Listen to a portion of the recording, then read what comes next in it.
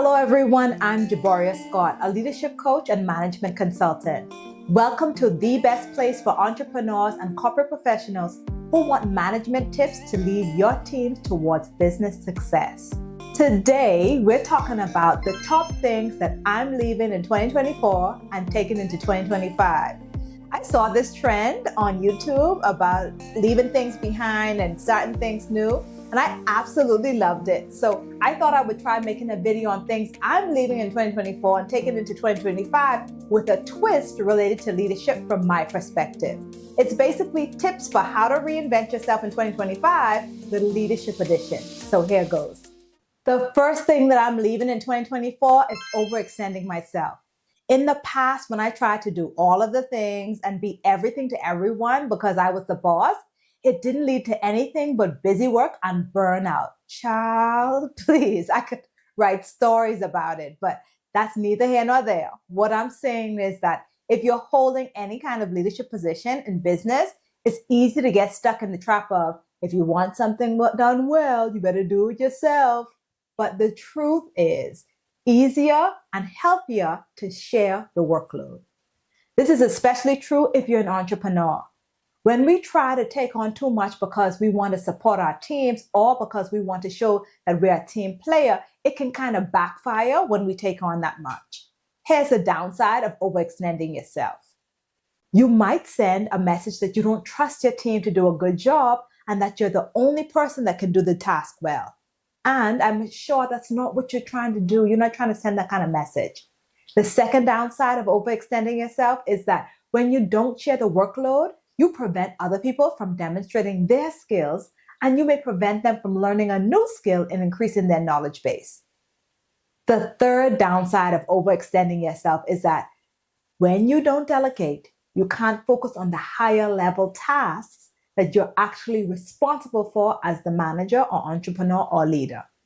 As the boss, there are some tasks that you need to focus on for your specific attention, and there are things that are best done by others. So in 2025, for me at least, I'm definitely delegating more. Yes, ma'am. Yes, sir. I know from experience that trying to do everything yourself means burnout and burning out very quickly. And that's not the kind of life I'm trying to live this year. Not at all. Bonus tip. When you don't delegate tasks, it prevents you from having a trained backup for those key tasks when you're unavailable. So delegating more is definitely in for me this year. And to help you out, I have a delegation worksheet that tells you the exact steps to take for how to do this. So I'll leave the link in the description box below. Something else that I'm taking into 2025 is cultivating more meaningful relationships. This goes for my personal life and also at work. But since this is the leadership business edition, I'll focus on the work aspect of it. I'm going to start by making a controversial statement. You need friends at work. I know. People often say that they don't need to make friends at work, and I get it. But the reality is that everybody needs somebody. And as a leader, you'll be less effective if you do it alone. Here's why cultivating meaningful relationships at work is important for your success as a manager. It's important to have colleagues who you trust, and it's good to have support, and it gives you someone to bounce ideas off of or to vent to when you need it. We all need someone who can listen to us without judgment and who understands our work environment. And sometimes having colleagues who you can relate to and who relate to you in your workspace, it can be very supportive. Having supportive peers at your work also gives you someone who can offer a different perspective when you're in trouble. Leadership can be lonely, and having work buddies can help you with that. The second reason why cultivating more meaningful relationships at work is important is that having trusted colleagues keeps you in the know. It's true that you can't know and be everywhere. You won't know everything that's going on at every level of your company outside of the department where you work. But when you have friends who cast a wider net of information gathering, that can help you out. For example, if resources become available, like hardware that your team needs or the ability to acquire new support staff becomes available, you don't want to be the last leader to know about it. You want to be able to place your request in advance too and request your share of the resources. And the truth is, sometimes you aren't in the rooms where those decisions are being made. But having someone like a trusted colleague or a work buddy will key you in on the latest info and will make all the difference to you and your team. And if you want more detailed tips about the people that you need in your inner circle as a leader, be sure to watch my video called Why Working Hard Isn't Enough. I'll leave the link in the description box for you. The next thing I'm bringing into 2025 is adding more walking as a part of my exercise routine. I want to be intentional about it because I like to walk outside in nature.